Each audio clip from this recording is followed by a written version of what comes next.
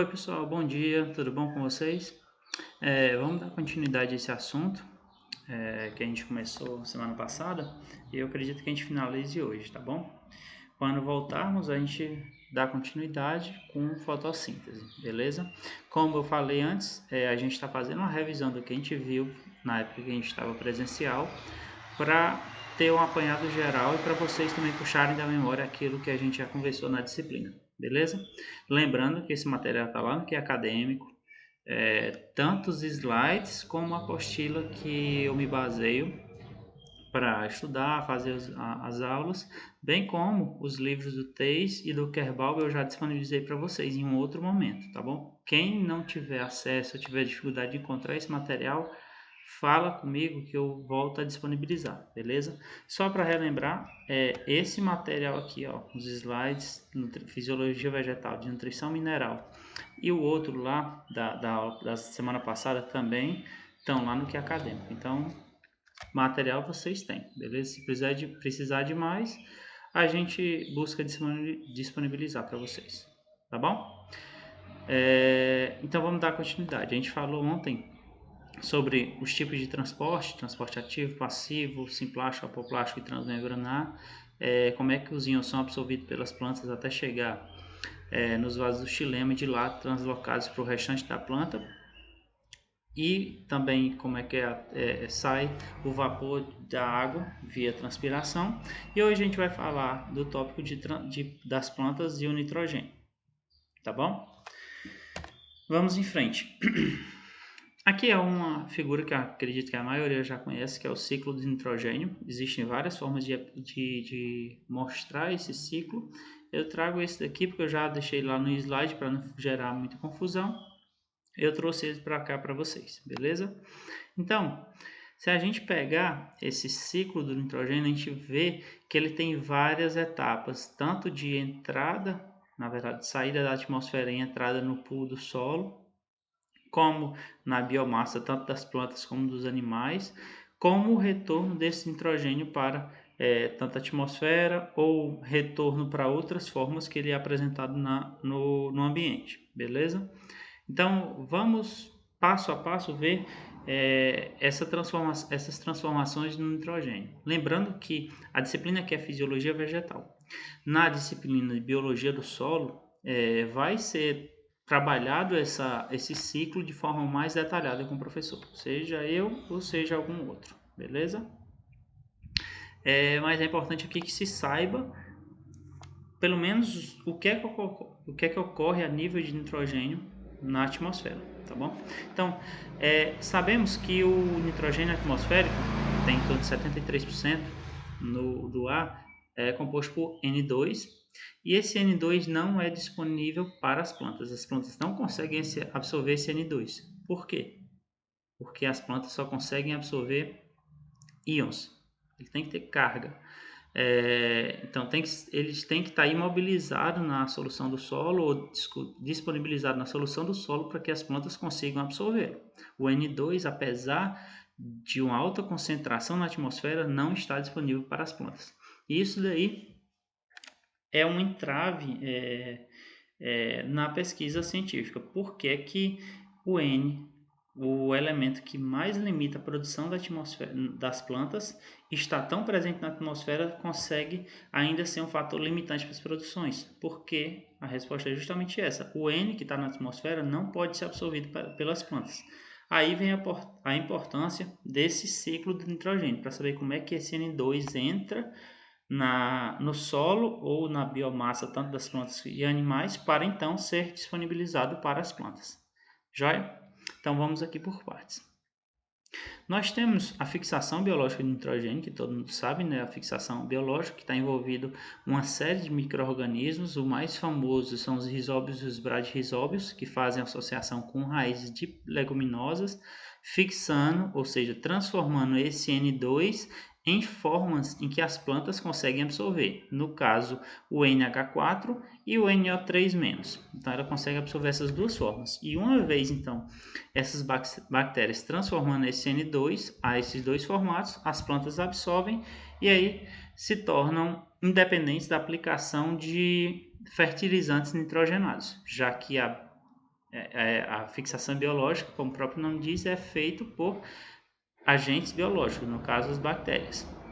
E existem estudos aí com aplicação de bactérias também de outros gêneros que não Rhizobium, são os Azospirillum brasilensis, que ele é muito utilizado na cultura do milho, da cana-de-açúcar, para fazer também essa fixação do N2 para determinadas culturas que não do gênero da família das leguminosas, beleza?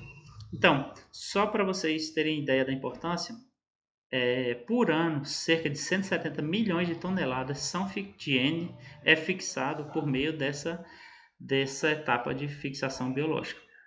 Enquanto que a fixação industrial gira em torno de 80 milhões de toneladas por ano. Você vê que é mais que o dobro que a fixação biológica representa para o solo, para as plantas, em relação à industrial. Quando eu falo industrial, vem a questão dos fertilizantes nitrogenados, fabricação de ureia, dos nitratos, dos NPKs da vida, tá? Existem outras formas ainda de fixação de nitrogênio, que são as descargas elétricas, por meio das chuvas, das tempestades em que ocorrem raios. Esses raios geram a descarga elétrica. Essa descarga elétrica coloca uma situação em que o N2 vai estar sobre altas temperaturas e altas pressões, quebra essa camada, que eu lembro que a gente viu já na aula, é uma tripla ligação. O N2 é ligado por uma tripla ligação, é muito fortemente ligado. Para quebrar essa ligação, somente altas temperaturas e pressões para realizar essa quebra. E aí, no caso de descargas elétricas, esse N2 pode ser quebrado e vai para a atmosfera na forma de nitrato. No caso, são as chuvas ácidas, que são carregadas de nitrato, caem no solo e aí podem ser absorvidos pela biomassa das plantas. Tá bom? Então, essas são as formas em que o N2 entra no solo ou para as plantas. Nesse caso, a fixação biológica ou industrial, ele vai vir na forma de nitrato ou ainda de amônia, tá? Se ele vier na forma de nitrato, esse nitrato ele tem que ser convertido a nitrito e depois a nitrato, amônia, nitrito e nitrato, por meio de uma série de bactérias que vão realizar tais atividades. Aqui, de amônia para nitrito, nós temos as bactérias nitrosomonas e nitrococos. Como é um conjunto de bactérias, tem que ter condições ambientais favoráveis para que elas consigam se desenvolver e realizar essa modificação na forma do nitrogênio, tá bom? O nitrito, por meio também das bactérias do gênero Nitrobacter, que são nitrosomonas, aqui é Nitrobacter, e o nitrito é convertido a nitrato.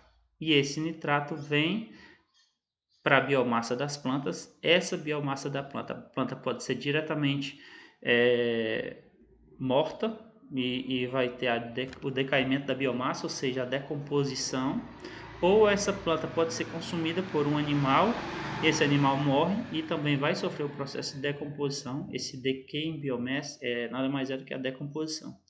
E o processo de decomposição vai gerar a amonificação. Esse nitrogênio aqui que está presente na biomassa e depois nos compostos orgânicos, esse nitrogênio orgânico vai ser amonificado e retornar à forma de amônia. Essa amônia, boa parte, uma grande parte da amônia, volta para a forma de nitrito, nitrato e continua esse ciclo aqui. Porém, cerca de 100 milhões de toneladas aqui do nitrato que amonificou pode ser perdido por volatilização. Então, volta aqui para a atmosfera via volatilização, tá bom? Então, um ponto importante que nós temos que lembrar é que a amônia, o NH3, ele é altamente volátil. Se ele é altamente volátil, temos que buscar formas de manter essa amônia lá no solo ou fazer com que se dê condições biológicas, né, que as bactérias, os nitrosomonas, nitrobacter e nitrococos convertam essa amônia em nitrito para então ser convertida a nitrato, que aí vai ser absorvido pelas raízes das plantas, tá bom? Mais à frente a gente vai falar mais um pouquinho sobre esse assunto. Ficou claro aqui, pessoal? Ocorre essas três formas de o nitrogênio atmosférico entrar no pool do solo na forma de amônia ou nitrato. A amônia vai ser convertida a nitrito e nitrato. Esse nitrato aqui, ele vai para a biomassa da planta, que ou ele vai ser decomposto ou vai ser alimentado, o animal vai alimentar por ela e depois vai ser decomposto. O nitrogênio sofre a modificação, retornando ao estado de amônia, em que parte dele, cerca de 100 milhões, é perdida por volatilização e a outra parte volta para esse ciclo aqui, tá bom? Um ponto importante que tem que se observar também é que o nitrato, ele também pode ser perdido por desnitrificação. Algumas bactérias, em situações de falta de oxigênio, elas utilizam esse nitrato, NO3-, como receptor final de elétrons. Lembrando lá da bioquímica, o O2 é um forte receptor de elétrons.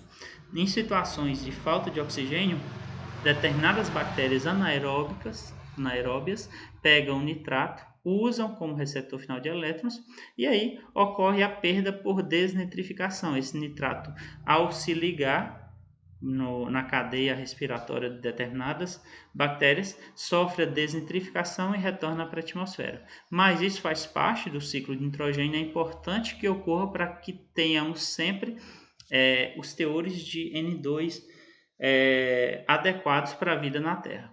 Beleza, pessoal? Vamos em frente aqui. Só para lembrar, as principais transformações do N que nós temos é a amonificação, a nitrificação e a desnitrificação, como a gente viu aqui. A amonificação é o N aqui que está na biomassa, né? na decomposição, forma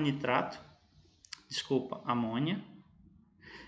E essa amônia vai sofrer a nitrificação, formar nitrato, ou desnitrificação, que é perdida para a atmosfera. Tá bom? Todo esse material tem lá na apostila de vocês, nos slides, é bom que vocês deem uma olhada. Também há uma outra forma de fixação do nitrogênio.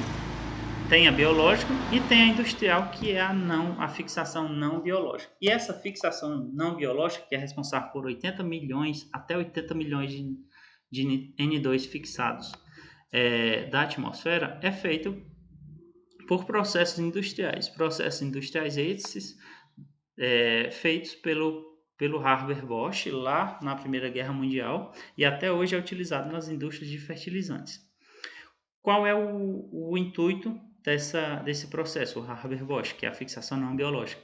Quebrar a tripla ligação do N2. Tá aqui o N2, ele é ligado por uma tripla ligação muito forte e essa ligação só vai ser quebrada sob altas temperaturas, cerca de 200 graus Celsius, e alta pressão, 200 atm.